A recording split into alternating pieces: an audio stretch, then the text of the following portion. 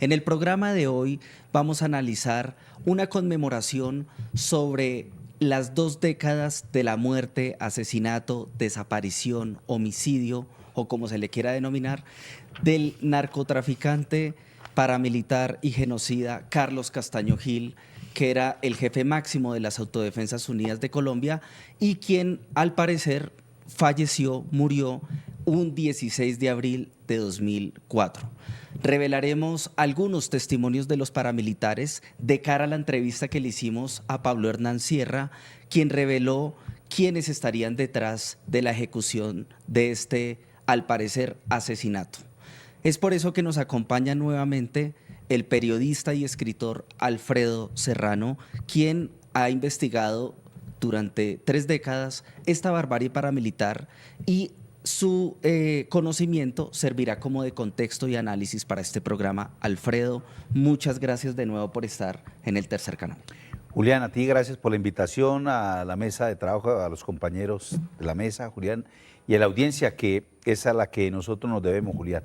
Y muchas gracias por esa acogida que ha habido con los programas que hemos adelantado, Julián, que han sido de alto impacto. Programas que han sido vistos, comentados y sobre todo constituyen como un banco de memoria para que la gente forme una opinión sobre estos hechos de paramilitarismo y memoria. También quiero extender mi saludo a mi compañera Laura Vargas, a Felipe, a Julián, ¿cómo están? Muy buenas tardes. Bien, Julián, pues muy chévere que podamos seguir analizando esta entrevista que nos dio Pablo Hernán Sierra. Y gracias, Alfredo, por estar acá de nuevo, que tú tienes amplio conocimiento del tema. Interesante conocer más acerca de lo que fue Carlos Castaño, su asesinato, qué tiene que ver el expresidente Uribe ahí. Y bueno, pues no sé, Pepe, ¿tú cómo la ves? Sí, analizar estos hechos que pues uno piensa que se remontan hace poco, pero no, prácticamente fueron, ¿qué? 20 años del asesinato de uno de los personajes más importantes, por decirlo así, de este grupo paramilitar y que pues cambió la historia de Colombia. Entonces vamos a analizar y ver, pues no solo las declaraciones de que nos dio el hombre que se considera el más uribista de todos, el paramilitar Pablo Hernán Sierra, sino que también vamos a analizar pues diferentes declaraciones de otros exparamilitares y paramilitares para ver si pues los Castaño están vivos o no están vivos, que será también la pregunta que vamos a desmenuzar. Y Julián, ¿qué opina?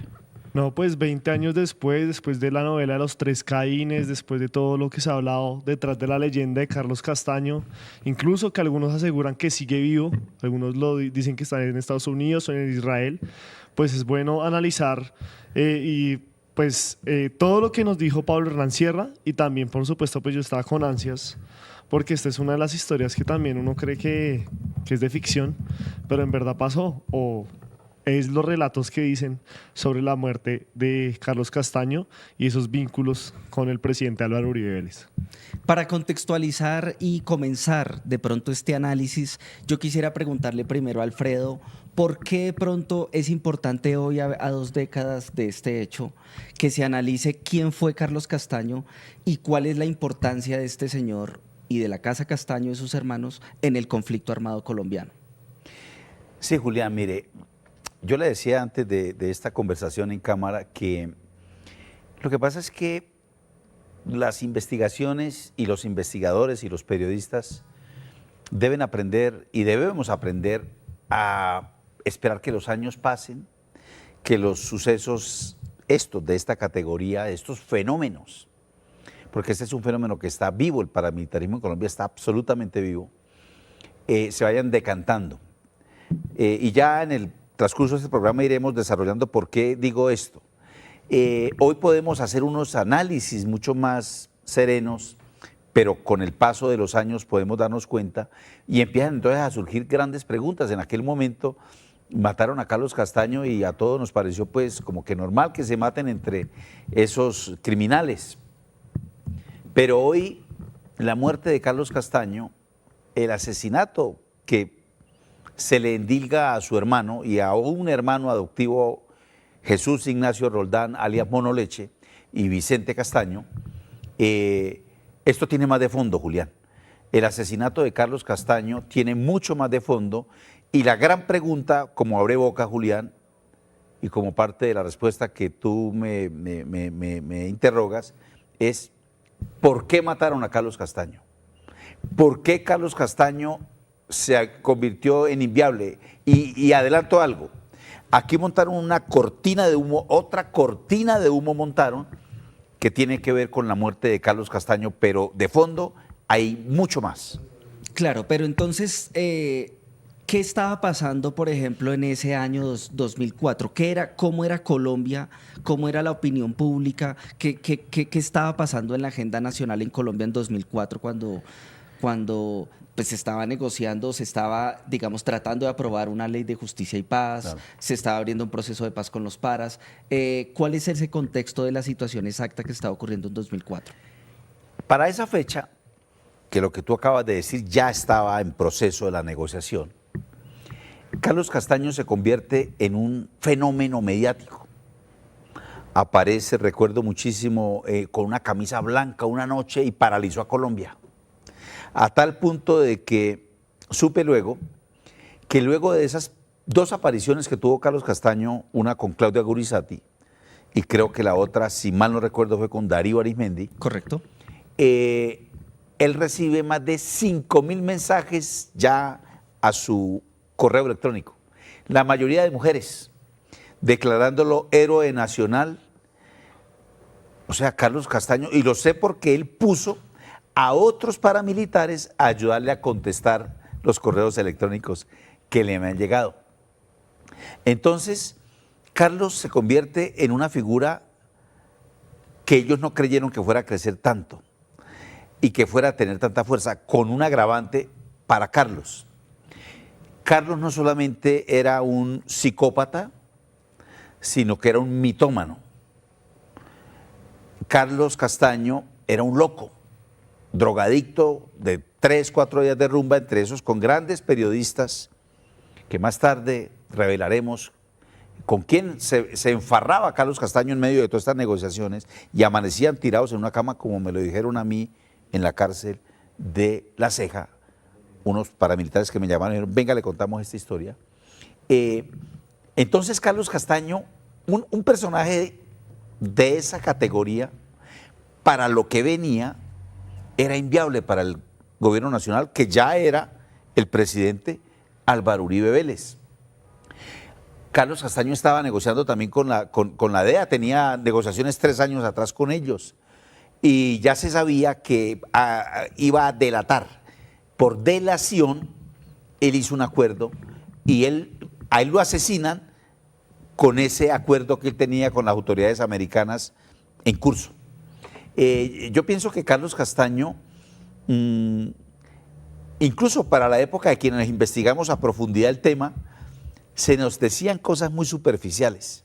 Luego supimos que era mucho más de lo que nosotros nos imaginábamos y queda en la estela ahí como que caricaturizan la muerte de Carlos Castaño por ser drogadicto, por estar loco, por andar embalado a toda hora, y resulta que por encima de ello tenemos que hacernos una pregunta. ¿Por qué el propio Vicente Castaño, su hermano mayor, es el que asume el asesinato de su propio hermano? Y según las investigaciones judiciales es el que comanda el grupo que a su vez comanda Monoleche, su hermano de crianza, para matar a Carlos Castaño. Aquí la gran pregunta es, ¿qué había detrás de todo esto, Julián? Y me adelanto con esto. ¿Por qué mataron a Doble Cero, el comandante del bloque Metro, 30, 35 días después del asesinato de Carlos Castaño? ¿Y por qué matan y envenenan con cianuro en la cárcel de La Picota, ya metido en el proceso de justicia y paz, a alias Tolima Goyeneche, Daniel Martínez Goyeneche, alias Tolima Goyeneche, otra mano derecha de Carlos Castaño en Santa Fe de Ralito, antes de Santa Fe de Ralito?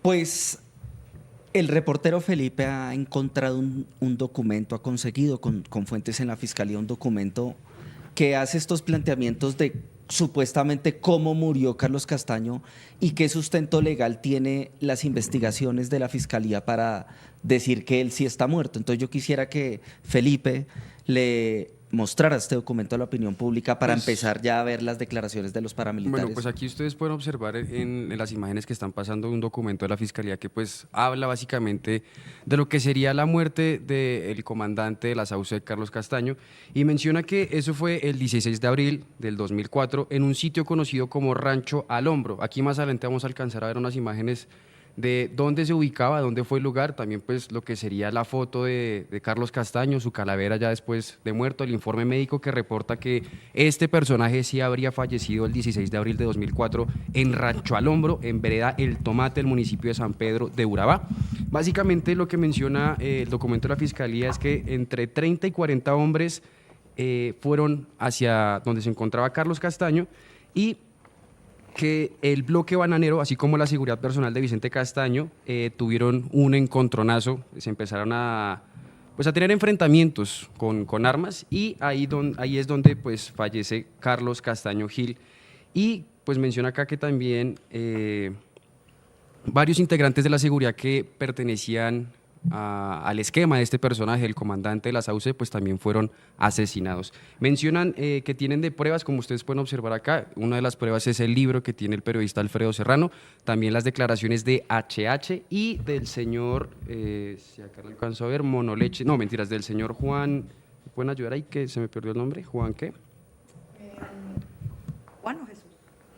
Jesús, creo que es. Es que ese Jesús Jesús Ignacio. Ignacio Entonces, Roldán, que es Monoleche. monoleche. Básicamente Monoleche. esas 4 pruebas son las que tiene la Fiscalía para decir que Carlos Castaño habría muerto en abril del 2004, pues en medio de un enfrentamiento y pues con el antecedente también acá que se tiene que al parecer habría sido también asesinado gracias a las directrices de su hermano y otros comandantes paramilitares que lo querían fuera del camino por el mismo hecho del acuerdo que estaban mencionando y que podría torpedear el proceso de paz que se quería en ese entonces en el gobierno de Álvaro Uribe Vélez. De hecho, los restos de Castaño se encuentran en agosto del 2006 gracias precisamente a Monoleche, que es el que indica que ahí estaban. Pero fuera de micrófonos, Julián nos hablaba que había un instituto que dijo que, o sea, el cuerpo no correspondía o que no se había podido certificar que el cuerpo sí era el de Carlos Castaño, ¿no?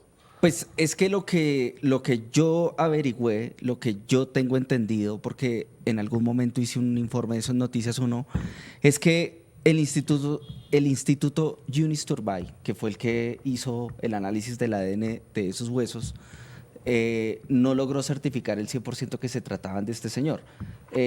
Sobre esa información que existe, Alfredo. O sea, No, mire, sí se determinó que esos huesos sí eran de Carlos Castaño, ¿o no?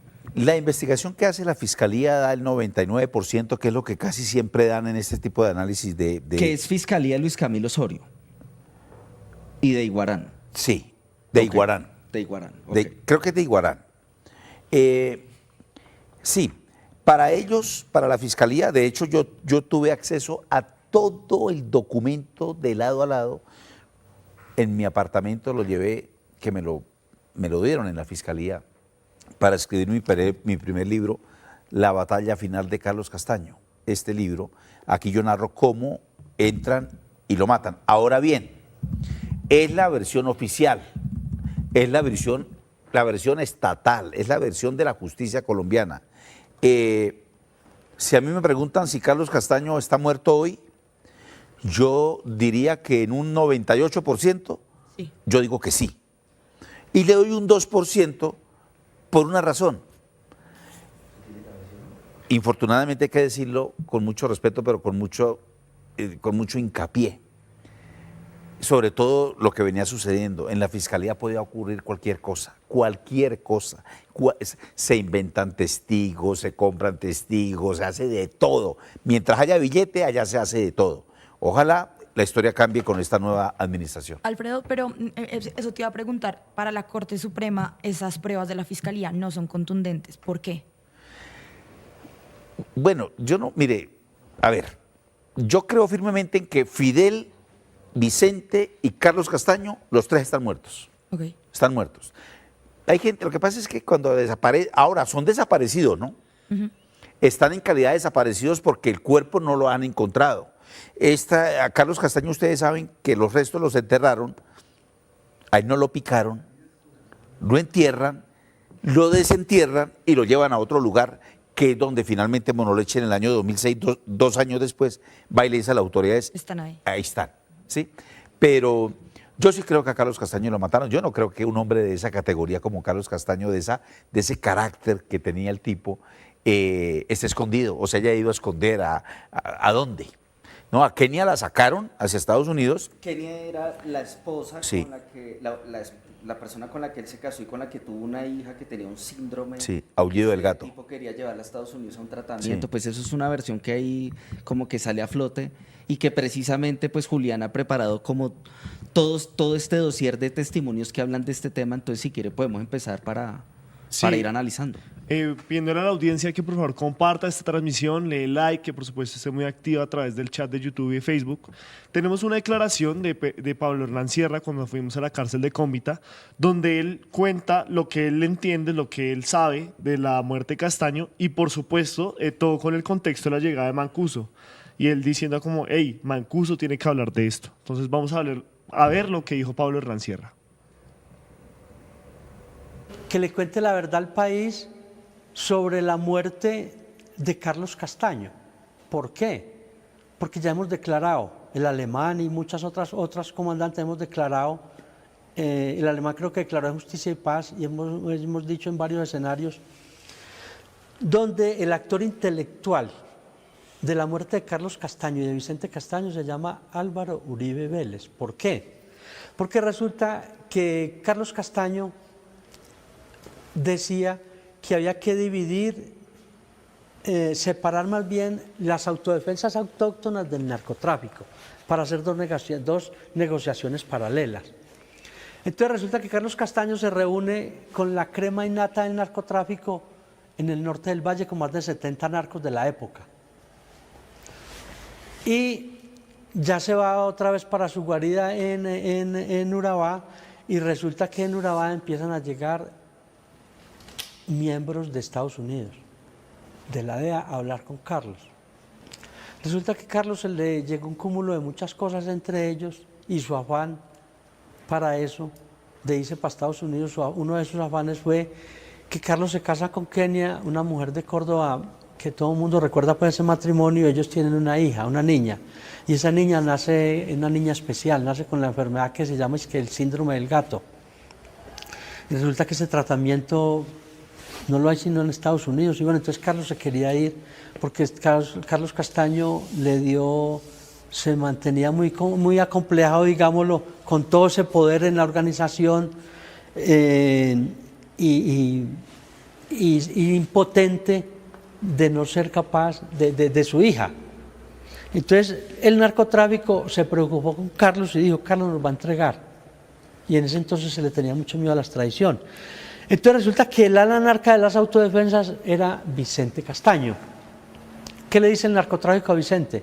¿Mata usted a Carlos o lo matamos nosotros? Entonces ahí es donde Vicente no fue capaz de darle manejo a eso y mata a Carlos. Bueno, pero entonces ahí dice, el narcotráfico da la orden de matar a Carlos Castaño, pero en la misma escala de tiempo dice la autoría intelectual viene del expresidente Álvaro Uribe. Alfredo, ¿qué relación hay entre esa orden de los narcotraficantes y Uribe? ¿Qué está diciendo el señor Pablo Hernán Sierra? Pablo Hernán ahí dice, todo lo que dice Pablo Hernán, yo lo tengo consignado en este libro. Él habla de una reunión de Carlos Castaño con un buen número de narcotraficantes en el Valle del Cauca.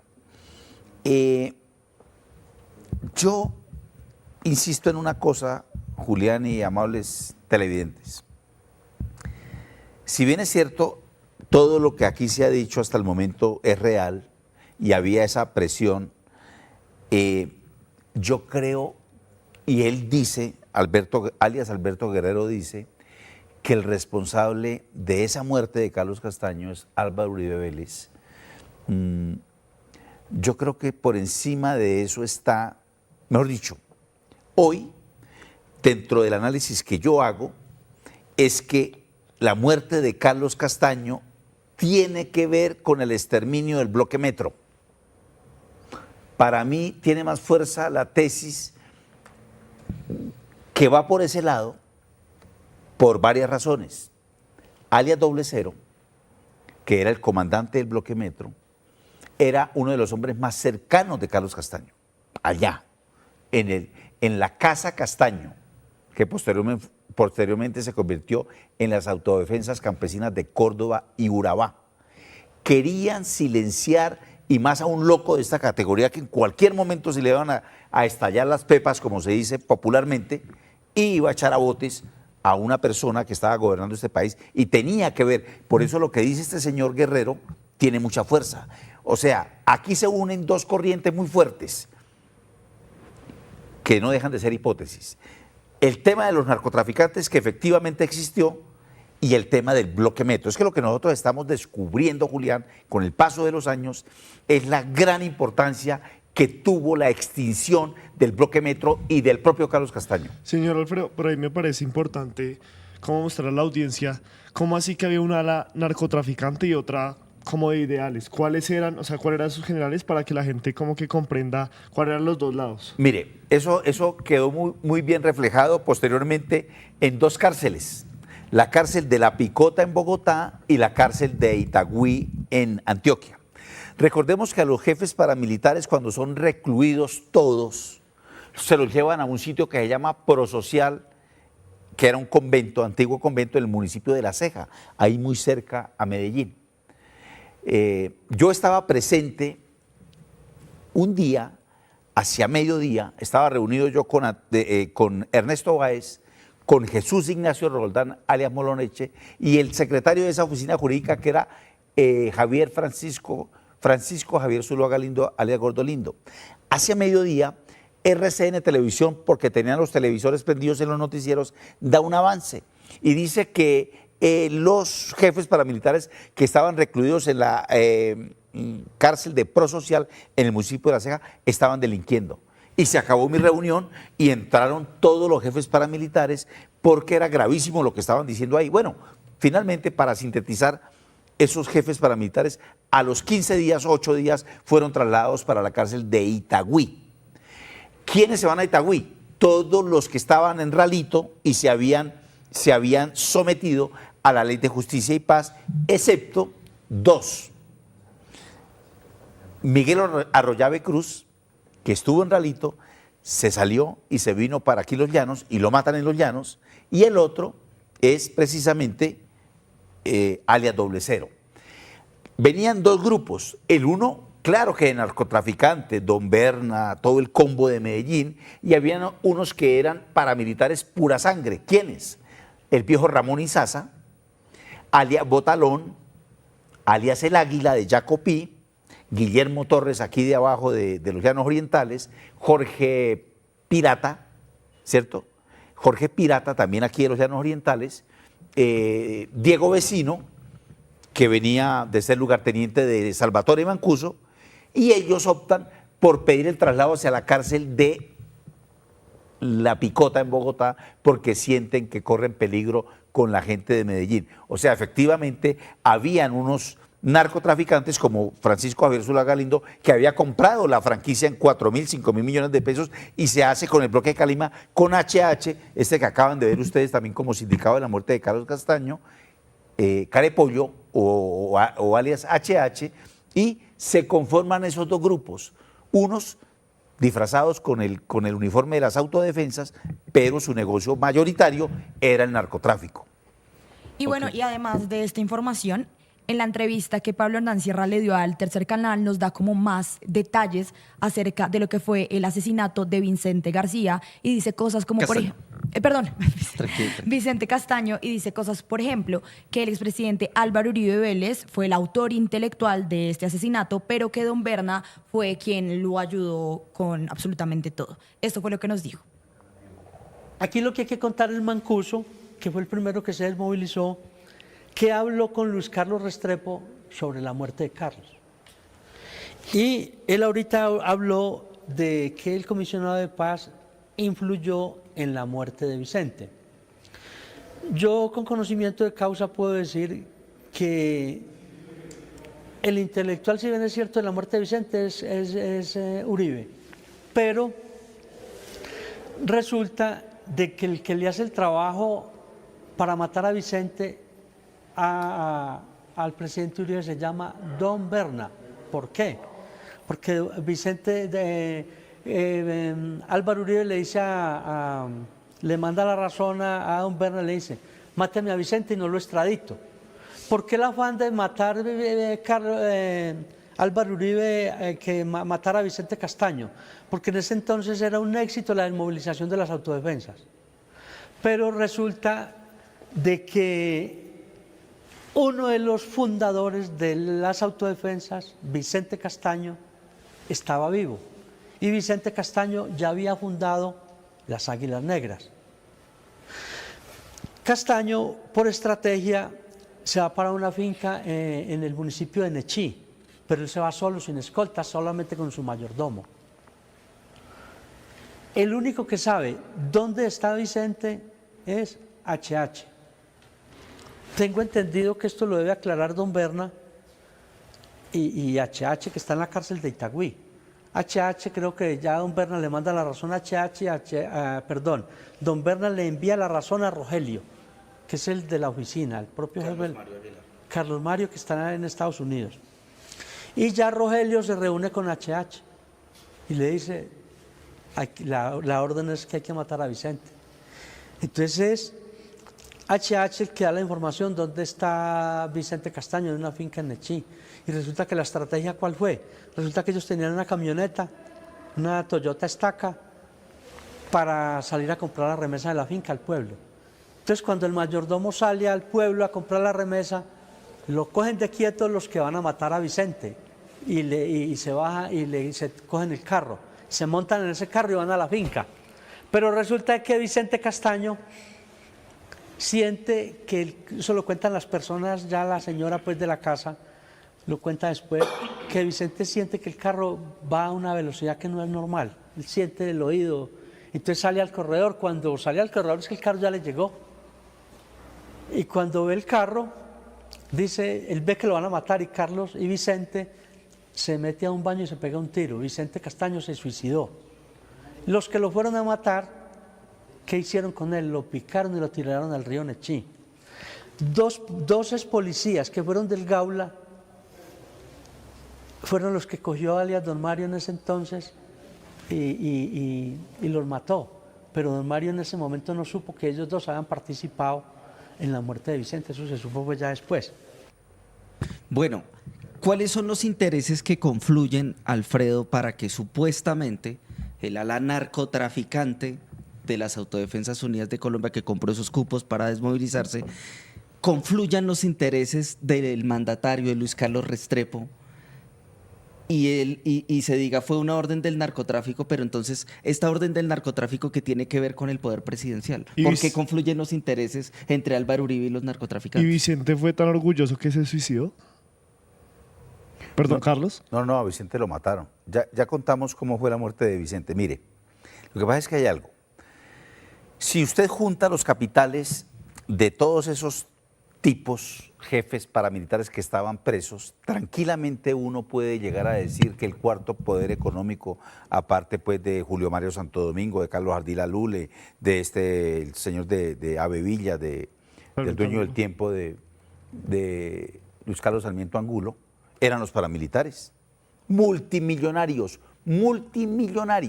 y ya gente que tenía cierta edad. El gobierno del presidente Álvaro Uribe les ofreció el paraíso, entre 5 y 8 años de prisión. Entonces, los tipos aspiraban solo a pagar 5, todos. ¿En dónde? En grandes fincas, haciendas, paraísos terrenales que hay en Urrao y en otros lugares de Colombia donde ellos iban a ser recluidos. Es que la propia Prosocial en La Ceja era un convento, una cosa espectacular. Yo estuve allá en Prosocial en La Ceja. Y entonces a ellos les interesaba todo lo que el gobierno de su momento les pedía a través de dos personajes, Sabas Pretel de la Vega y Luis Carlos Restrepo, en la negociación en Ralito. Todos ellos estaban cumpliendo a cabalidad lo que el alto gobierno les estaba pidiendo. ¿Para qué? para disfrutar sus fortunas. Recordemos que esos jefes paramilitares le entregarían a Colombia entre el 10 y el 15% de sus inmensas riquezas. O sea, señor El resto Alfredo, nunca lo entregaron. Esos dos personajes que usted menciona, entonces básicamente serían, por decirlo así, o sea, marionetas del gobierno nacional para la implementación del acuerdo de paz. O sea, ellos no iban por rienda suelta, básicamente. No, mire, vuelvo Porque y algunos repito, están diciendo que también fue estos asesinatos por intereses de Luis Carlos Restrepo, por sus propios intereses y no por los intereses que tenía el gobierno. ellos tenían que asegurarse de algo, que esa negociación, que ese proceso, hablo del proceso de justicia y paz, ley 975 de 2005, no se saliera del cauce, no causara escándalos internacionales, mediáticos, con cosas como las que hoy estamos nosotros diciendo. Entonces todo el mundo estaba juiciosito, todo el mundo estaba juiciosito caminándole al asunto. ¿Pero qué pasó?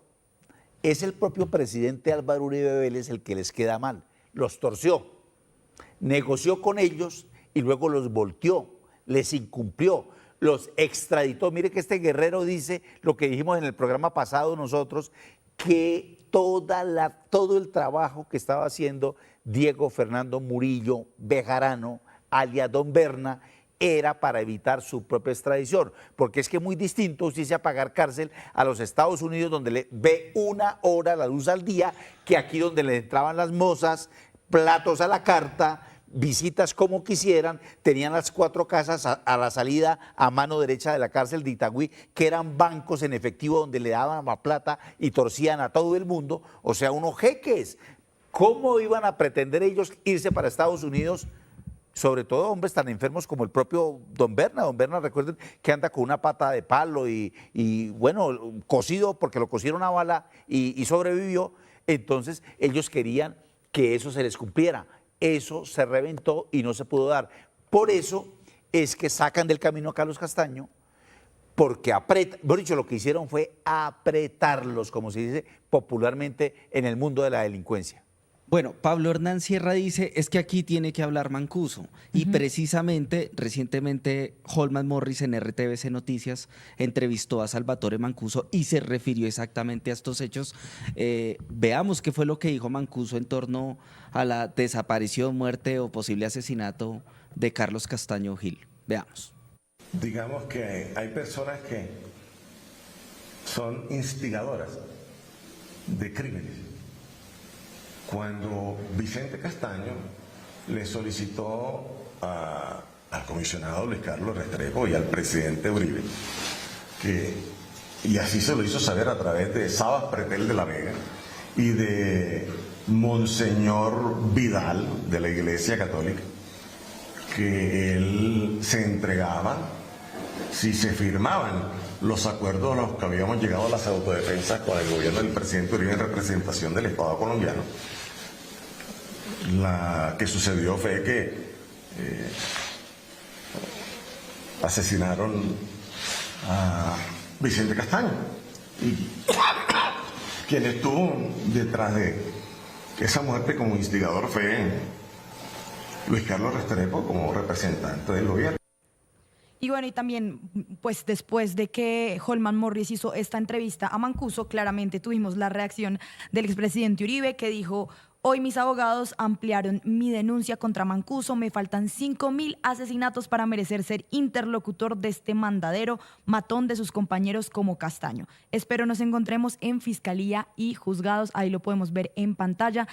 No se demoró en contestar, y también vemos otros trinos que a lo largo del tiempo, 2018, 2016, el expresidente ha hecho refiriéndose a este tema de Carlos Castaño, don Mario, y bueno. O sea, él tiene 6.402 más 5.000, son como 11.000 y punta, Sí, ¿no? más o menos. Le falta. Exacto. ¿Cómo vieron la respuesta? ¿Cómo vio la respuesta usted, Alfredo, del expresidente? O sea, si le harán falta Mira, 5.000, yo lo que más estoy o menos. pensando es en esto. Mire, aquí Alberto Guerrero dijo una cosa muy interesante. Habló de Rogelio, alias Rogelio. Carlos Mario Aguilar, jefe de la oficina Envigado. Alias Rogelio. Resulta que a la gente se le olvidó, Julián, un pequeño detalle. Cuando los jefes paramilitares fueron recluidos en la cárcel de Prosocial en el municipio de La Ceja, los medios de comunicación un día tuvieron la oportunidad de entrar a donde estaban recluidos estos señores. Habían como unos 40 personas, unos 16, 17 jefes y otros muchachos que los cuidaban y les tendían las camas y todo. Eran como 40 los presos. Que allá se metió un tipo llamado Daniel Alberto Mejía, alias Danielito. Danielito es 39, alias 39, ¿no? No. ¿No? Alias Ok. Danielito era jefe de Rogelio y segundo de la oficina de Envigado, debajo de Don Berna. O sea, Don Berna y Danielito. Resulta que Danielito sale en unas fotos ahí, todos salen juiciosos limpiando paredes y lavando pisos. Esa es la última foto que hay de Danielito.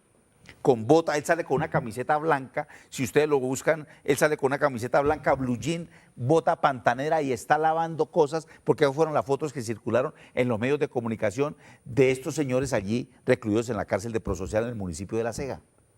Danielito se da cuenta que él no tiene ningún requerimiento judicial y cualquier mañana le dice, señores, yo no estoy pedido por la justicia, no le debo nada a la justicia colombiana, yo me voy de la cárcel de Prosocial.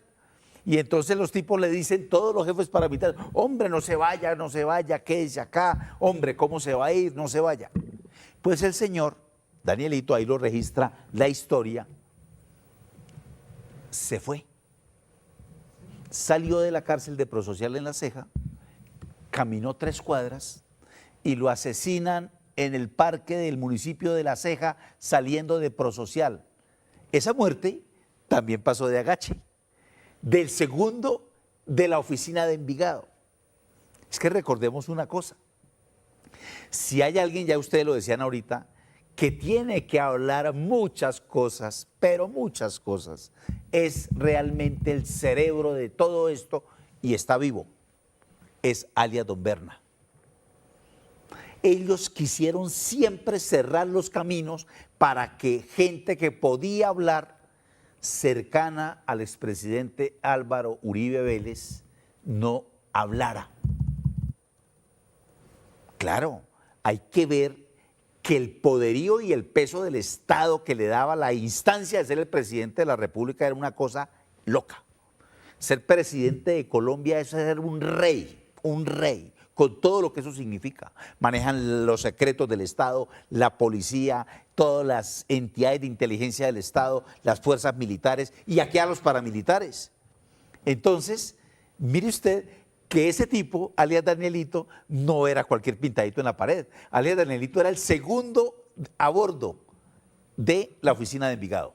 Precisamente el 27 de abril de 2009, Vicky Dávila en la FM entrevistó a Freddy Rendón, alias El Alemán. Y él aporta unos elementos que encajan con lo que está diciendo a Alfredo Serrano en torno a la participación de Don Berna. Entonces queremos recordarle a nuestra audiencia este material periodístico que en su momento hizo Vicky Dávila sobre el asesinato, la muerte o desaparición de Carlos Castaño. Veamos. Y frente a Carlos Castaño, ¿cuál es la verdad de su muerte? ¿Cómo sucedieron estos hechos? Pues lo primero es que soy un sobreviviente de ese exterminio por parte de algunos narcotraficantes que entraron dentro del proceso de negociación de las autodefensas y algunos con anterioridad, que consideraron que algunos de nosotros que no estábamos de acuerdo con que en la mesa hubieran unos personajes nefastos que eran miembros del narcotráfico reconocidos en el país, no estábamos de acuerdo y nos salimos de esa mesa de negociación en el tema de Carlos, pues que persistió allí, que decía una cantidad de verdades a estos personajes, culminaron al señor Vicente Castaño para que autorizara que Jesús Ignacio, Móvil 5 y el señor Velosa fueran los que desarrollaban esa acción criminal en contra del líder Carlos Castaño. ¿Quiénes eran los nefastos? No me ponga a mí ante estos micrófonos a decir eso, porque eso me puede, digamos, acarrear problemas familiares que me parece que son peligrosos en este momento, pero que los conoce bien el señor Luis Carlos Restrepo, hoy presidente de la USO. ¿Don Berna, por ejemplo, es nefasto? ¿Hace parte de los nefastos? Digamos que sí. ¿Quién más? Vicky, preguntémosle eso a Luis Carlos Restrepo, que él lo sabe bien. ¿Qué quiere Y decir digamos nefastos? ¿Por qué los llama nefastos? ¿Qué quiere decir cuando los Ay, Vicky, calificas? porque mira, cuando llegan a estos personajes que yo he llamado nefastos a la autodefensa, llegaron con unos intereses diferentes a los intereses que teníamos dentro de las autodefensas, que era un interés antisubversivo. Ellos llegaron a convertir la autodefensa, a ponerle el brazalete y el uniforme a hombres para llevarlos a zonas donde la actividad era única exclusivamente del narcotráfico, aunque combatían las guerrillas en esas zonas. Para nosotros eso no estaba bien. Y en eso murió Carlos Castaño, murió Rodrigo Bolesero, entre otros, y sobreviví, en el caso, sobreviví yo. Bueno, Alfredo, si yo estoy entendiendo al alemán, el alemán está diciendo lo que usted dice. Don Berna es el que está aquí llamado a aclarar esta vaina. Sí, pero mire, yo, claro que sí, Julián, don Berna, pero mire, yo escucho a Mancuso. Esa entrevista que le da Holman Morris Mancuso pues fue una noticia importantísima para el país, pero Mancuso nos está hablando el 5% de lo que sabe. El 5% de lo que sabe. Mancuso sabe mucho más. O sea, todavía en estos 10 y pégale de años nada. No ha dicho nada. O sea, solo repite. No ha dicho nada. Todo lo que ha dicho Mancuso lo hemos escrito. Sí, ya está en Justicia y Paz. Mancuso tiene que, pero además los otros. Mire, John Freddy Rendón Herrera, alias el alemán, es la persona que yo notifico para entrar a visitar a los jefes paramilitares. Por una razón.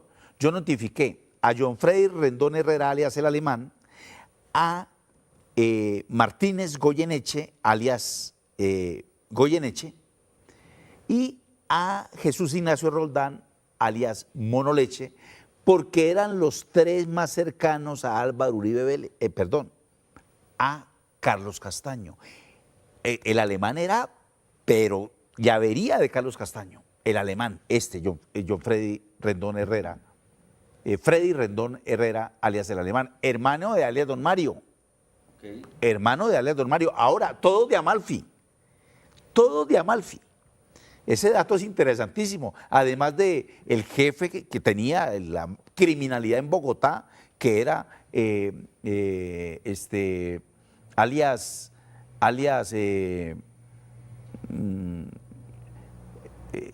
bueno, ahora me acuerdo el nombre de él, que fue asesinado allá, salió de Ralito y lo asesinaron aquí en el Meta, lo mató Jorge Pirata, aquí en el Meta, que esa muerte también habría que preguntar por qué mataron a alias, él era el que manejaba la criminalidad en Bogotá, toda la criminalidad de Bogotá la manejaba ese señor, paramilitar, narcotraficante lleno de billete allí en los llanos orientales.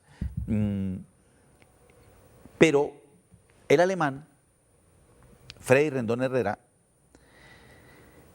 fue uno de los que cuando yo llevo este libro, yo publico este libro y voy a la cárcel y llevo ejemplares de este libro y se los entrego a los jefes paramilitares. El tipo lo leyó y a los 8 días que yo volví se me vino. Me da la mano y yo le entrego la mano. Nos saludamos y me dice, no celebro tu libro, me dice el alemán. Yo le digo, señor, yo respeto tu opinión.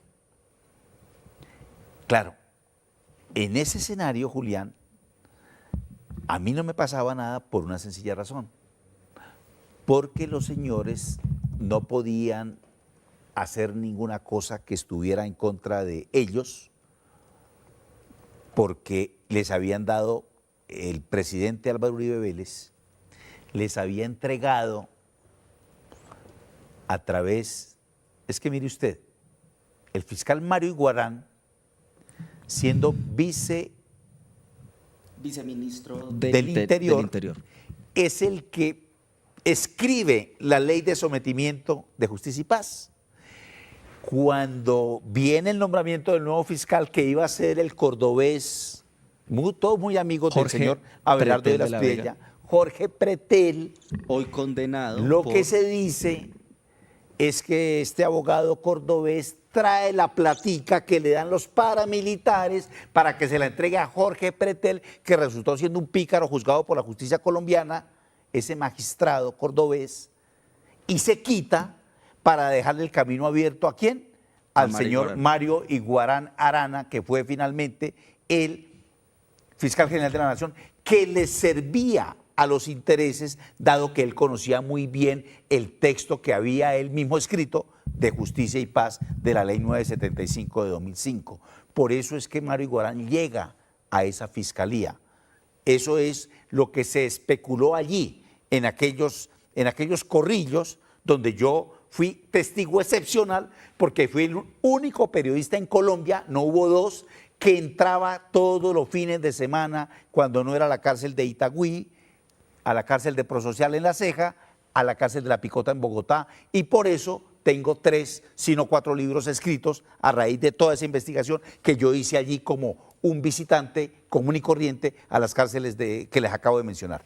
Alfredo, y pues retomando un poco, tú mencionas ahorita en tu intervención a don Mario, Daniel Rendón Herrera, alias don Mario, que era hermano del alemán, y él también habla en unas declaraciones que dio sobre quién mató a Carlos Castaño. Recordémoslas, aquí se las traemos. ¿Quién mató a Carlos Castaño?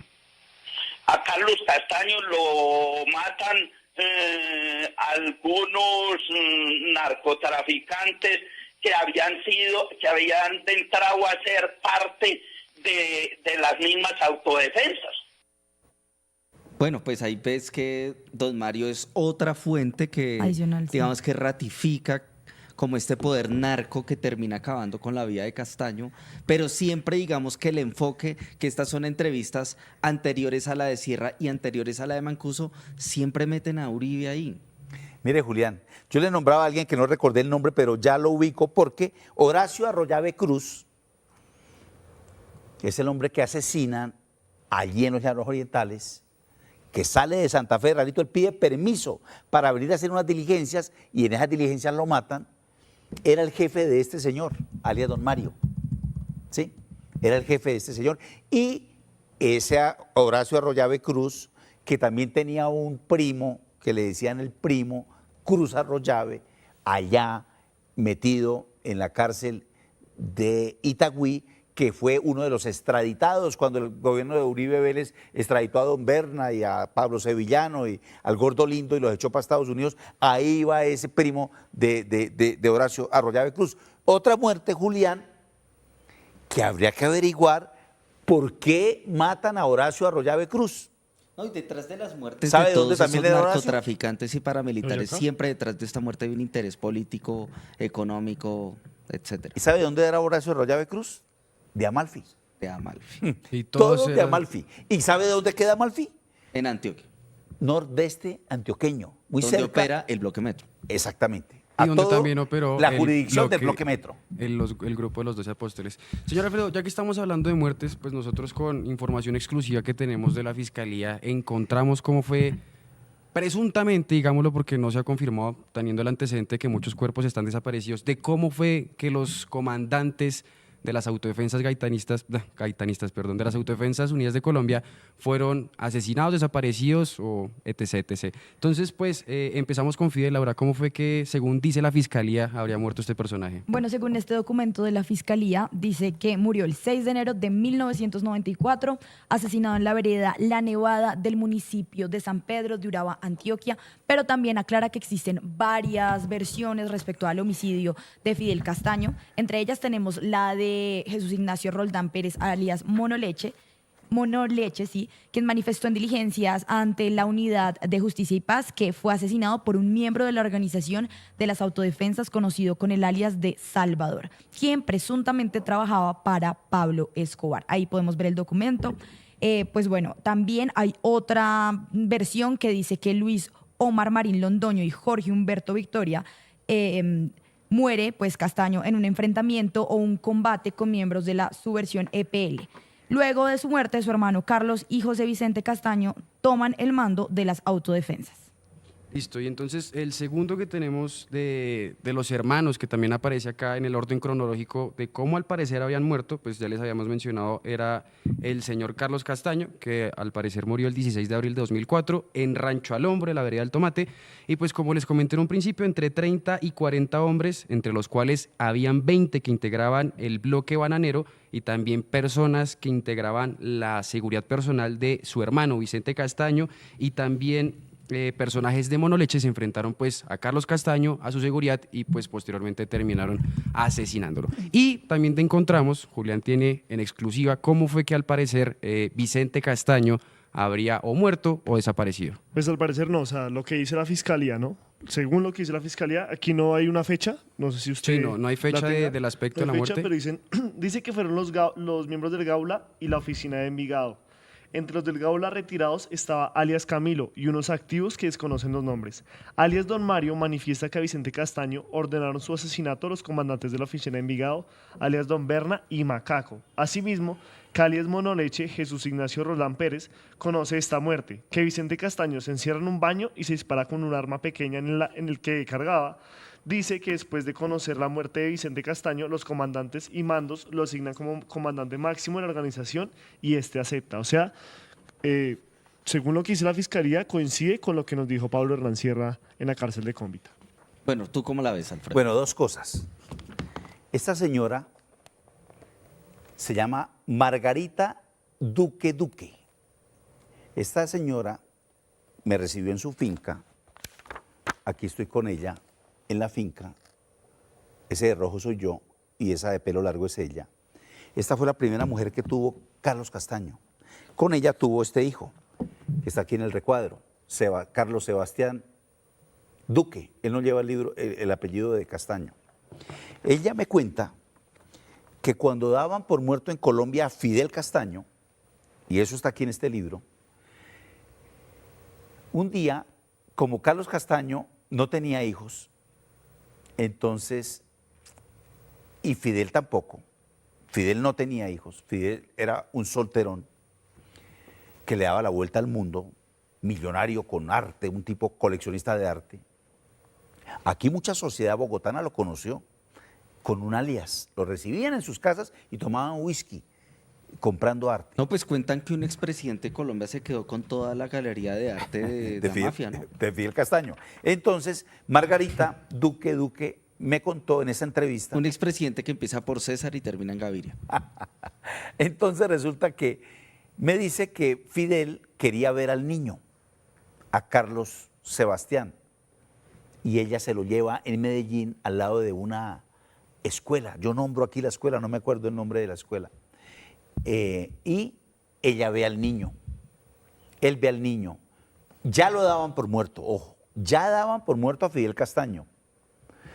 Y lo visita, ella me cuenta que Fidel estaba enfermo en esos días, que tenía una camiseta blanca y que él tenía una cosa como esa enfermedad que llaman melancolía, esa enfermedad que le cambia a uno como con manchas en la piel, pero que lo vio y estaba entero.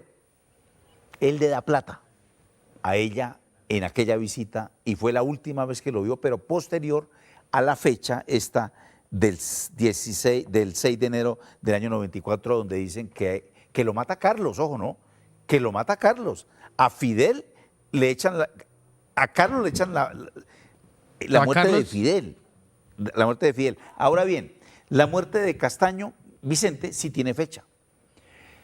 Yo estaba visitando a estos hombres en la cárcel de Itagüí cuando un sábado me cuentan que un comando donde iba HH, que ese es otro que tiene que contarles muchas historias a este país, alias Cara de Pollo, de apellido Velosa, entró con Monoleche porque eran los primeros y segundos anillos de seguridad de Vicente Castaño, que estaba en el Golfo de Morrosquillo, porque él tenía unas grandes plantaciones de reforestación en el Golfo de Morrosquillo, y le llegan y lo matan. Eso es departamento de Córdoba, San Antero, Sí. bueno, también Sucre, Toulouse, como ese pedazo del Caribe colombiano. Que había ido a la cárcel de Itagüí la primera esposa de Vicente Castaño a contar que efectivamente lo habían matado. Vicente Castaño estuvo casado con una señora antioqueña, se separan y luego toma como mujer a una joven de unos 23, 24 años, prima de la esposa. A esa prima de la esposa, en esos días de la muerte, le dijeron que se saliera de la zona. Recordemos que Vicente estaba escondido por allá en el Golfo de Morosquillo y efectivamente la muchacha sale de la zona y luego incursionan y matan a Vicente Castaño, ¿cierto? Esto fue antes, por supuesto, de la extradición de estos hombres hacia los Estados Unidos. Entonces aquí lo que encontramos, primero, que los jefes paramilitares no le han contado el 15% de la verdad a este país, que hay personas como don Berna, como HH, alias Carepollo, como Julián Bolívar, que tienen que contarle al país realmente la verdad, porque entre otras cosas, eso los obliga la ley, que si ellos no contaban la verdad o volvían a delinquir, pagaban, mejor dicho, no tienen con qué pagar realmente prisión, porque serían cadenas perpetuas, lo que ellos tendrían por los crímenes que han cometido.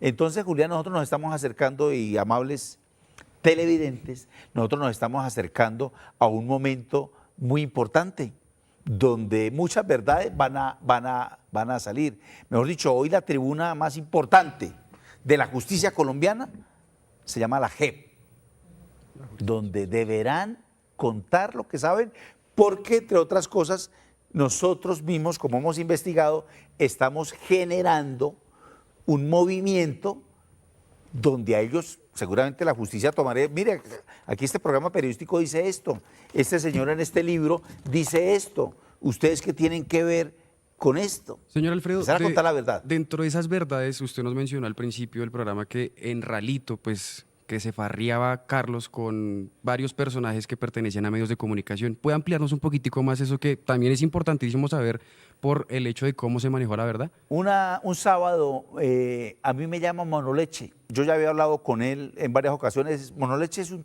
campesino paisa que era un niño que ayudaba a ordeñar las vacas en la finca de los Castaño, allá en Amalfi. Y a él y a sus hermanitos prácticamente los adoptaron, la familia Castaño. Por eso él andaba mucho con Vicente y termina andando con Carlos y termina matando a sus hermanos, ¿cómo le parece? A sus hermanos, porque fue un hermano de crianza. Monoleche, que poco hablaba realmente y menos del crimen, yo siempre le dije, dígame su versión de la matada de Carlos Castaño, nunca me la quiso decir, me llama un día a su celda. Yo me acerco, eso es un patio muy pequeño allá en Itagüí, y habían unos 2 o 3 muchachos adentro. Y entonces yo entro a su celda y me dicen, cuéntele al doctor, sin C, como dicen los paisas, doctor, lo que ustedes vieron. Ellos me dicen que allí vieron a Carlos Castaño con la periodista Claudia Gurizati, de RCN, que llevaban 2 o 3 días dándole a la droga. Sople. De todos he sabido que la señorita Gurizati ha tenido problemas de esa categoría. Aquí se ha internado en varias ocasiones a hacer desintoxicación de ese problema que tiene, de esa enfermedad que tiene, y que estaban botados en la cama después de 2 o 3 días de fuma. Fue la versión que me dieron esos muchachos, que fueron 2 veces la misma versión con Claudia Gurizati en sus visitas a Carlos Castaño. De esto puede dar fe la periodista Vicky Dávila, porque un día nos hablamos, le conté la historia y ella insistió en que le remachara quién era la periodista, y yo recuerdo que le dije, está al lado tuyo en el set, seguramente recuerdo bien, presentaban las noticias de RCN ella y Claudia Gurizati. Sí, amiguis. Además de otras periodistas que llevaba la Gurizati, que allá hicieron algunos shows, luego que se emborracharon con los jefes paramilitares, y bueno, esto son anécdotas de todo este tipo, pero viene a colación porque, entre otras cosas, la señora Gurizati o señorita Gurizati ha sido una de las grandes adalides, digamos, de la ultraderecha en Colombia y es de las que ha tomado una posición muy férrea, pero este tipo de cosas nunca las cuentan.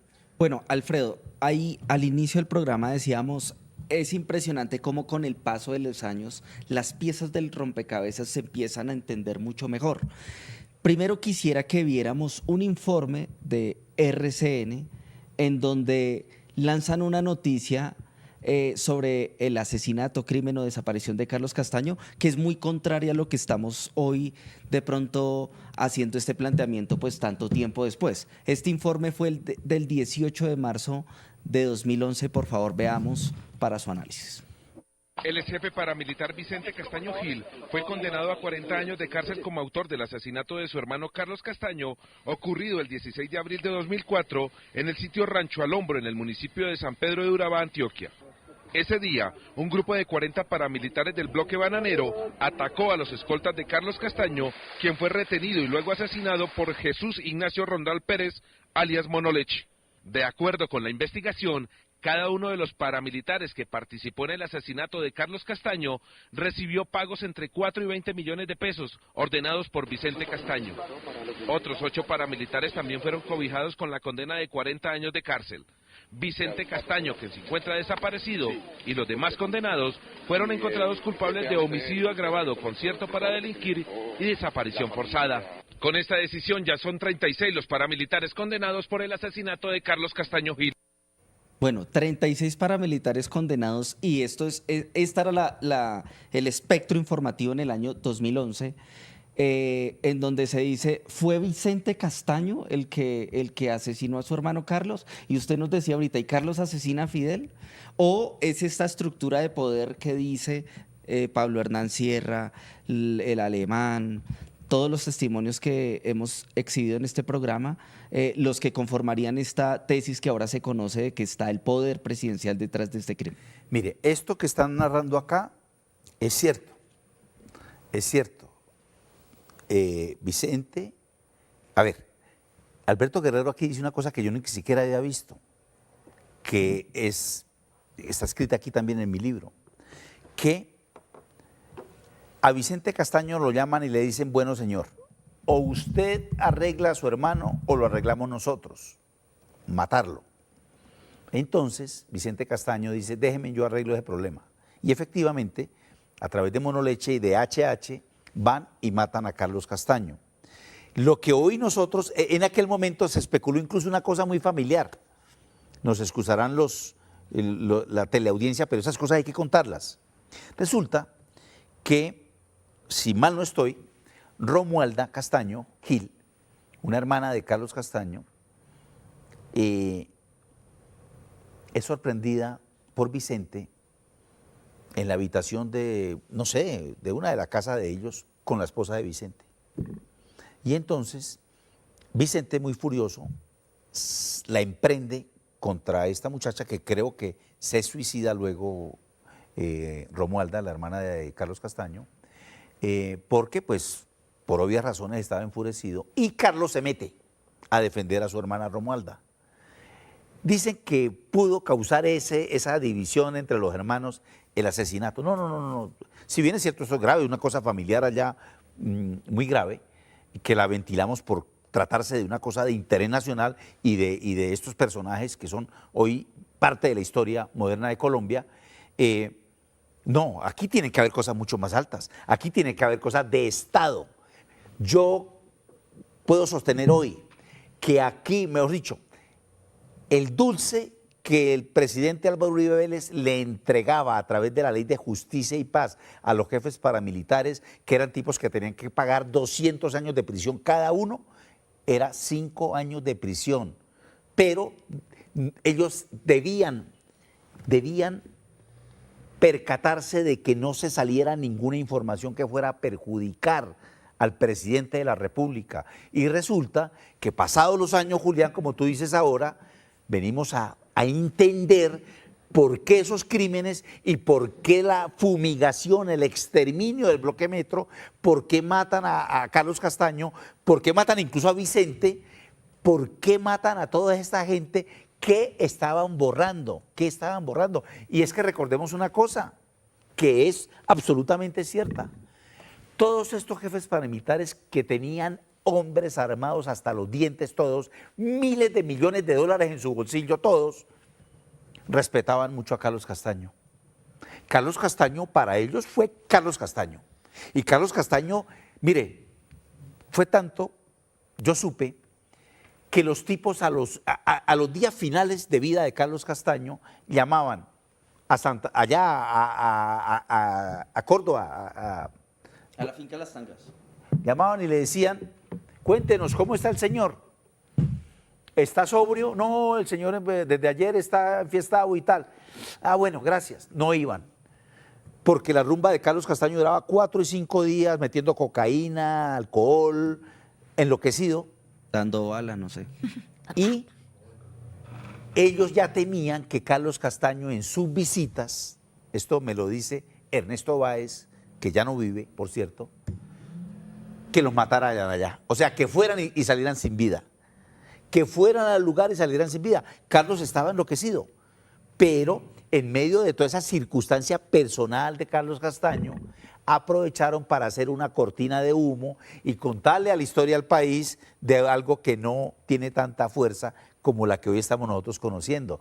Aquí habían intereses altísimos del jefe del Estado de ese tiempo, que por cierto es el jefe del Estado que si no fuese porque se le volteó el presidente Santos, una semana después de que se posesionó como presidente de la República, había gobernado 20 años en nuestro país hasta que Duque se va y entra el nuevo gobierno del presidente Gustavo Petro. Como dice Julián, que empieza con U y termina en Uribe. Pero Digamos, bueno, vamos a ver otro Ibe. video que verán con ustedes de una nota de Noticias 1 en el cual hablan de los restos encontrados de Carlos Castaño, en el cual pues también se asegura que nadie puede certificar que esos restos sean de él y también nadie puede certificar la muerte de los demás hermanos Castaño. Veamos. El 16 de agosto de 2006, luego de encontrar los restos humanos que supuestamente eran de Carlos, su hermano Vicente desapareció. Hasta el momento, ningún organismo del Estado ha confirmado la muerte de Fidel, de Carlos y de Vicente, y tampoco hay certeza de que restos humanos hallados sean suyos. Bueno, ahí volvemos al aspecto que anteriormente decíamos, y es que otro aspecto que se sabe es que la certeza 100% de que Fidel, Claro. Vicente y que están muertos, que ya se encontró, que es verdad absoluta, no es. No hay cuerpo. Porque hay gente, por lo menos yo tengo fuentes, periodistas, colegas, fuentes en la fiscalía que me dicen que Carlos está vivo. Y en el chat Pero están pues diciendo obviamente, ¿Y qué te dicen pues que dónde tampoco está? es que Ni idea. digamos que está en Estados Unidos, que está en Nueva York o que está en Tel Aviv. Pero Mire, pues digamos que pues Yo pienso que la lógica del traqueto, la lógica del mafioso, la lógica del delincuente es disfrutar su platica en su casa. Nosotros creíamos equivocadamente que las grandes fortunas de los narcos en Colombia estaban en el exterior. No, están todas en Colombia. Porque para ellos, digamos, el corone, la satisfacción es fumarse un bareto de marihuana o meterse un pase de perico o tomarse su buen whisky en fiestas con prepagos y todo, es ver la caleta aquí en Colombia, la plata aquí en el país. ¿Usted qué saca con tener una fortuna y tenerla en Tel Aviv, en Alemania? O sea, eso no tiene sentido para ningún ser humano. Esa es mi teoría frente, digamos, también, vuelvo y repito, el talante de Carlos Castaño le da para mantenerse silenciado tantos años. Yo no creo. Pero está yendo de la justicia también, porque igual lo condenaron, la Corte Suprema lo condenó a 28 años de cárcel, ¿no? Como pues ausente. Pues él Claro. está condenado, pues, por ejemplo, por el asesinato de Jaime Garzón. Condenas, digamos, por paramilitarismo como tal tiene. Sí, y como había visto la extradición de, no sé, o sea, de pronto hay ¿Cuántas algo ahí. víctimas tienen las autodefensas de Carlos Castaño? Si uno, pues No. prácticamente son 9 millones de víctimas. No, porque, es una o sea, cosa, es una cosa incontable, pero con otro sí, agravante. Mancuso, la fiscalía dice que cometió 45.000 crímenes. Solo Mancuso. solo por Solo orden de él. Mancuso. 45.000 crímenes. O sea, No, son y- como 45.000 procesos. Y Mancuso era el segundo de Castaño. Y aquí o yo uno de quiero los citar, segundos, ¿no? aquí yo Era quiero citar lo que el dijo piloto de Castaño, ¿no? Sí, Mancuso Claro, Mancuso fue muy importante. Primero porque era un muchacho bien, muchacho de la sociedad cordobesa, hijo de Sí, unos no, italianos. él estudió en la Javeriana, estudió en Pittsburgh. Campeón nacional de motocross, de tiro. Él siendo paraco va a un torneo nacional de tiro y gana. ¿Cómo le parece? Siendo paraco, él va a un torneo porque era el tipo, era un gigoló italiano en Córdoba. Él, En la como era Castellana. piloto de helicóptero, claro, Carlos Castaño le llegó como caído al anillo al dedo. Y Mancuso, por su ímpetu, por su formación, por su carácter, por su ascendencia, el muchacho termina, él hace unos semestres aquí en la Javeriana de universidad, si mal no estoy, y él termina convertido en un jefe paramilitar, pero no era jefe paramilitar, él se mete y conoce muchas cosas porque el que estaba al pie de Carlos Castaño conocía muchas cosas. Por eso es que, vuelvo y repito, 00, Danielito, Tolima Goyeneche, los cercanos los mataron. Los cercanos a Carlos Castaño los desaparecieron también, los mataron. Los que conocían realmente tantas cosas que ellos se fueron a la tumba o desaparecidos, como quieran que estén, porque son desaparecidos, entre tanto no aparezca el cuerpo, los tienen judicialmente como desaparecidos, se llevaron el secreto con ellos. Yo creo que otra muerte que también deberíamos profundizarla acá, todos sentaditos juiciosos, es otro personaje que no siento que haya pasado de agache, pero igual han pasado bastantes años, y es Pedro Juan Moreno, el exsecretario de la Gobernación de Antioquia que murió en un helicóptero y que pues ahí tiene un montón de historias ese señor, porque también muchos paramilitares lo vinculan a él como la génesis del paramilitarismo y las convivir, que gracias a él, por órdenes de su jefe en ese entonces, gobernador de Antioquia, Álvaro Uribe Vélez, pues pasó esta estructura paramilitar. No sé ustedes, igual yo lo dejo acá en constancia porque también siento que es otro de esos crímenes que no se ha podido desentrañar qué es lo que tiene y que tiene mucha verdad oculta ahí. Mire, recordemos una cosa. Es que el crimen de Pedro Juan Moreno, yo les diría algo. La licencia del helicóptero la dio Uribe en el 82. El helicóptero era de Guillo Ángel, que son los de los 12 del patíbulo, que hicieron una negociación con César Gaviria para desmovilizarse. Y ahora entonces, ya en el gobierno de Uribe, es el mismo combo. Entonces digamos, pero yo creo que ese es como otro capítulo de esta gran enciclopedia de paramilitarismo Es para la que estamos reelección. debatiendo y memorizando. Pero, Laura, no hemos escuchado a Monoleche, ¿cierto? Monoleche es otro de los testigos que habla de este tema. Entonces, Sí, acá tenemos otra declaración que él hace en 2016, también refiriéndose a todo esta, pues la muerte de los hermanos Castaño. Pues acá lo tenemos para que lo vean. Jesús Ignacio Roldán, alias Monoleche, ex jefe de seguridad del paramilitar Vicente Castaño, narró las intenciones del entonces presidente de Colombia, Álvaro Uribe Vélez, de desarrollar en su gobierno un programa asistencial de los paramilitares. Fue para un programa que tenía Vicente Castaño. Monoleche aseguró que Uribe quería aplicar el proyecto de los paramilitares para erradicar el hambre y envió al comisionado de paz, Luis Carlos Restrepo, a que hablara con Vicente Castaño. El presidente Uribe le mandó decir con Luis Carlos Restrepo a Vicente que le dejara ese programa para presentarlo como programa de gobierno. bueno, ahí vemos un vínculo entre Vicente Castaño y Álvaro Uribe. De nuevo. Claro, ¿Qué hay? están hablando del proyecto que yo enuncié hace unos minutos, que es el programa de reforestación, que era el programa de reforestación más ambicioso de Colombia. Lo manejaba allá en el Golfo de Morrosquillo Vicente Castaño. Monoleche se quedó con todo eso, entre otras cosas. Monoleche se quedó con todo eso. O sea, Monoleche se quedó con muchísima plata, Y recuerden ustedes que por ahí había una... Monoleche terminó envuelto en ese proceso de Jorge Pretel, porque Jorge Pretel, el magistrado de la Corte Constitucional condenado, termina con esas tierras en Arboletes, Antioquia, que es toda esa zona de la frontera con Córdoba, que es un tricitico paramilitar esa zona. Mire, ustedes hablaban del Guillo Ángel. Y hay que hacer también memoria de una cosa. Guillo Ángel, su hermano Juan Gonzalo Ángel, era el dueño de Cable Noticias aquí en Bogotá. Se la vendieron a los venezolanos en 14 millones de dólares. Grandísimo amigo de José Guillermo Hernández Aponte, alias El Ñeñe. Juan Gonzalo Ángel. Esas son investigaciones que todavía no han José salido. Obdulio pero que Gaviria, están el señor documentadas. José Obdulio Gaviria. Ese es otro que congresista. Está callado, José Obdulio Gaviria, primo hermano de Álvaro Uribe y también familiar, entiendo, de Pablo Escobar. No, y los hermanos de José Obdulio, y además hay otro personaje que es alias Techo. ¿Te acuerdas de alias Techo? Tapias. Alias Techo, que es otro de este grupo de narcotraficantes de Antioquia que han promovido las mismas causas políticas. Pero bueno, ya podemos ir concluyendo y quiero repetir la pregunta como conclusión, Alfredo, ¿por qué es importante rememorar y contextualizar esta historia del narcoparamilitarismo de cara a la desaparición de personajes como Carlos Castaño, para que la sociedad se construya en esa barbarie paramilitar que debe haber memoria? Claro, porque la historia es dinámica y como es dinámica, es viva, se mueve. Hoy estamos hablando de otras cosas,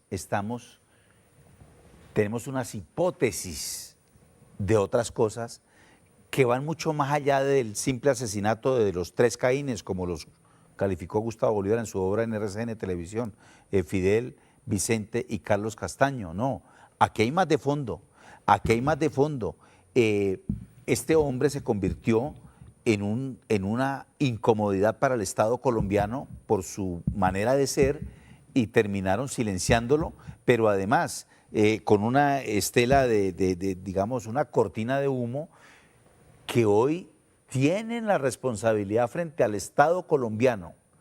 Salvatore Mancuso, alias Macaco, HH, Julián Bolívar, todos ellos, de contarle la realidad al país. Don Berna, don Berna, por favor. Mire, después de Pablo Escobar, el personaje más importante de la mafia en Colombia es don Berna. Y don Berna, recuerde una cosa, don Berna era del EPL, don Berna se desmoviliza del EPL. Por eso en la cárcel de Itagüí estaba cerca quien había sido Pero su entonces, antiguo un jefe. momento, Alfredo, es que eso, digamos que una parte de la audiencia la entiende y otra puede que no sepa de qué estamos hablando. El EPL era una guerrilla. Usted lo que está diciendo es que don Berna era guerrillero. Claro, don Berna venía de la guerrilla del EPL. Por eso cuando yo lo visito en la cárcel de Itagüí, a mí me recibe con un hombre que le estaba lavando ya los platos y ese señor Moreno era ni más ni menos Caraballo, el jefe máximo del EPL. Estaba en la celda con don Berna y estaba con Cuellar Juan Carlos, uno de los negociadores antiguos, si no hoy, del ELN. Ellos 3 los tenían en un apartamento adjunto a donde tenían el resto de jefes paramilitares en la cárcel de Itagüí. Don Berna tiene mucho que contarle a esta nación. Ahora bien, yo creo que lo van a hacer. Todos ellos están muy bravos con el presidente, expresidente de Colombia, Álvaro Uribe Vélez, porque sencillamente lo mandó a podrir a las cárceles y les incumplió lo que firmaron a nombre del Estado colombiano. Yo digo una cosa, Julián y audiencia, si el Estado colombiano firma unos acuerdos con X o Y grupo, lo mínimo que hay que hacer es cumplirlos. Yo quería resaltar esta foto que me parece muy jocosa, porque usted el programa pasado nos pasó una foto que usted fue a una de las cárceles y estaban todos con gorritos de Navidad y estaban cantando la novena. En esta es prácticamente de rumba. ¿Usted nos puede identificar más o menos quiénes son? Esta foto es chistosa. Aquí está Julián Bolívar, don Berna, Diego Vecino, Salvatore Mancuso, el alemán, Carlos Castaño, el bajito. Aquí no veo bien esa foto y allá. Yo quiero aquí en el televisor. Bueno, aquí en el televisor, por favor. Esta foto. O sea, empecemos. El de amarillo de Julián Bolívar. El de corbata roja. Es que está primero, yo tampoco tampoco sé ver quién bien es. la cara. Al de corbata roja no le logro ver bien la cara. Pero el de amarillo es Julián Bolívar, bloque central Bolívar. Don Berna, Diego Fernando Vecino, Moreno, Diego Vecino. Luego está Diego Vecino, ese bajito, no sé quién sea. No, Mancuso. Salvatore Mancuso, el alemán, Carlos Castaño, y este último señor no lo conozco, pero venga, les cuento esa historia de esa foto. Resulta que esa foto es en el matrimonio de Carlos Castaño con Kenia. Y resulta que en esa foto estaban todos emberracados porque Carlos Castaño les mandó esta foto, esto es en una fiesta en el calor de Córdoba, ¿cómo le parece? Y los hizo encorbatar porque pues era su matrimonio y resulta que al matrimonio el cura que los casó era un cura falso. fue un cura falso el que ofició la ceremonia del matrimonio de Carlos Castaño ahí con Kenia. Mejor dicho, todos fueron a su matrimonio porque era el jefe máximo y él los requirió para que lo acompañaran en esa locura de Carlos Castaño. Y si mal no recuerdo, ese matrimonio fue en un apartamento que Carlos Castaño mandó a hacer allá en medio de la selva, con todas las comodidades como si fuera un apartamento en el poblado de Medellín, y mandó además a llevar unos sonidos urbanos, trancones, pitos, para él en su solle sentirse que estaba en el poblado en Antioquia, allá en medio de la selva. Esto también lo narro aquí en el libro, hago alusión a esa fiesta en ese apartamento y a esta fotografía que ustedes acaban de ver. Sonidos urbanos, yo creí que iba a decir que había llevado a J Balvin o algo así. No. Sonidos de, digamos, de caos en la ciudad. La fiesta de calzones. Sí, sonidos urbanos porque él en la locura quería que eso fuera como si que él se sintiera como si estuviera en el poblado de Medellín. Bueno, una de las grandes cosas que se han debatido en Colombia es cómo se enseña la historia y cómo se manipula la historia. Y una de las cosas que ha dicho Uribe es que la historia paramilitar se manipula. Yo quiero preguntarle a Laura, a Felipe y a Julián, que ustedes son jóvenes, que van a llegar a los 30 años, que están en la mitad de los años 20. ¿Ustedes cómo ven estos análisis, si los ven veraces o si creen que periodistas como Alfredo o como yo están manipulando para desprestigiar un proyecto político como el de Álvaro Uribe? No, pues por mi parte yo creo que al contrario están haciendo lo que muchos medios de comunicación tradicionales no se han atrevido a hacer. Yo la verdad siento que, como lo mencionaba por ejemplo Alfredo, no se sabe si las pruebas de las fiscalías son contundentes porque en ese momento pasaban muchas cosas de la fiscalía.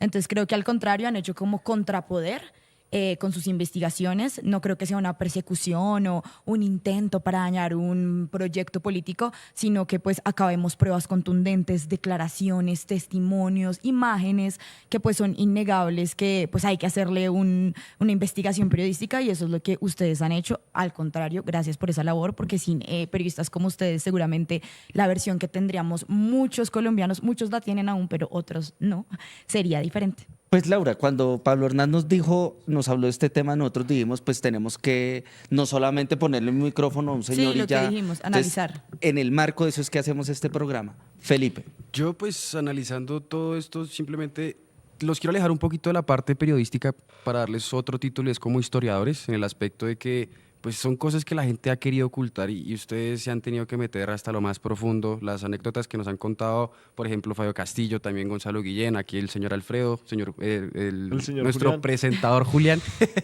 Entonces yo creo que les quitaría el título de periodistas no por el aspecto de desmeritar su trabajo, sino por el aspecto de que ustedes ya están construyendo historia con lo que están haciendo, porque no es simplemente dar datos por dar, sino o sea, lo que ustedes hacen es recopilar toda la información que hubo en una época tan triste como fue el conflicto armado y decir, esto es lo que pasó. Y producto de eso también son los libros que ustedes también han Y ustedes escrito. básicamente están haciendo historia. Igual, también lo decía Alfredo antes de iniciar con el envío. Hoy también al iniciar el envío. O sea, cada día estamos contando cosas nuevas, se va avanzando. No se tiene una verdad todavía, pero uno va agarrando y traiga, va agarrando y traiga, va agarrando y traiga. Entonces, los consideraría, no les digo por desmeritar periodistas, pero sí decir cómo hacen parte de la historia y son también historiadores de esta triste época. A mí me parece que ellos caen en el algoritmo de las personas que dicen las cosas que pasaron en el gobierno Uribe. Entonces, ¿cuál es el algoritmo? Ustedes son igual que las madres de Soacha. Cuando ustedes dijeron las cosas, eran los locos, eran los mamertos, y ya cuando pasó el tiempo y se descubrió que si era así, salieron los testimonios de los paramilitares que habían dicho que no sé qué, y todo se empieza a acordar con el tiempo, no estaban tan locos, sí decían la verdad.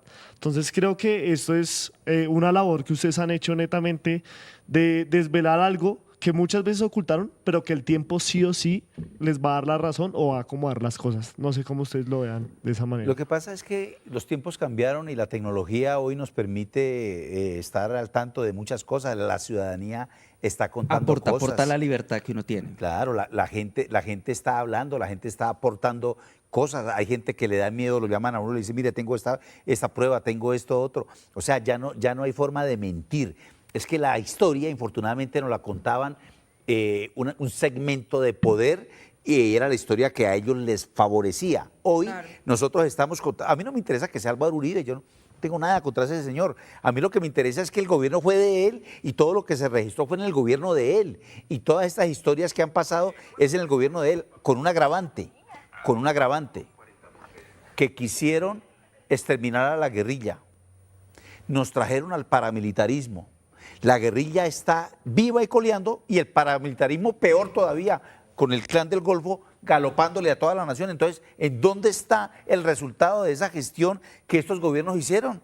Si le entregaron fue el gobierno, mejor dicho, los colombianos de bien estamos capturados por la criminalidad y ellos son responsables de esto. Entonces se van a ir de la nación y toca llevarlos el día que se mueran al cementerio como grandes héroes de este país, cuando lo que le hicieron fue un daño terrible a esta nación. Esa es la historia que estamos contando, ese es el grito que estamos pegando, ese es el grito que estamos pronunciando. Además, no lo hacemos sino con investigación. Esto está investigado.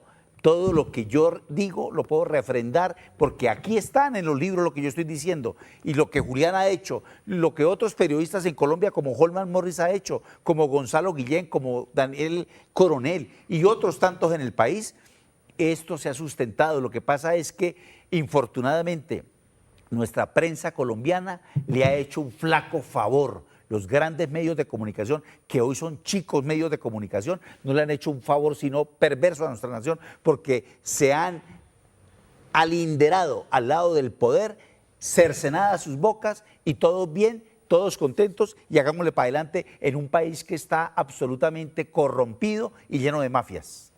Bueno, pues Alfredo, Laura, Felipe, Julián, muchísimas gracias por participar en esta emisión, agradeciendo a todas las personas que nos acompañaron hasta este instante en el programa. Nos vemos mañana a la misma hora aquí en el tercer canal, La Voz de los que no tienen voz.